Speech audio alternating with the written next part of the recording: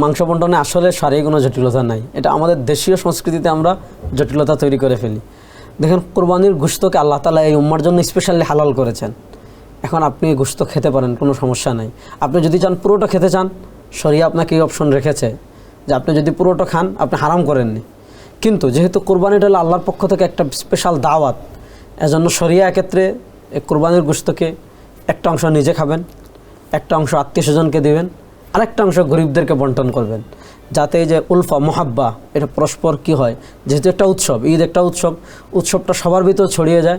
এজন্য উত্তম হলে এক ভাগ আপনি খাবেন, এক ভাগ আত্মীয় স্বজনকে দিবেন, এক ভাগ কী করবেন, দরিদ্রদেরকে দিবেন। কিন্তু আমাদের দেশে সামাজিক যে ভুলটা করে যে মাতব্বররা চাপিয়ে দেয় যে মসজিদে পাঠাই দিতে হবে, ওখান থেকে আবার ভাগ, এগুলোর কোনো সারিভিত্তি নেই। আপনি নিজের মতো করে দরিদ্রদেরকে দিবেন, আপনি নিজের মতো করে আত্মীয় স্বজনকে দিবেন, আপনি নিজের মতো করে খাবেন। এখানে মসজিদে সামাজিক একটা ভাগ মসজিদে পাঠাতে হবে, তারপর মাতব্বররা এগুলো নিয়ে মারামারি করবে, গ্রামে একটা ফিতনা তৈরি হবে। এগুলো এড়িয়ে চলে আপনি নিজের মতো করে নিজের হাতে নিজের ওয়াজিব কোরবানির গোশত নিজের মতো করে দরিদ্রদেরকে দিয়ে দিবেন।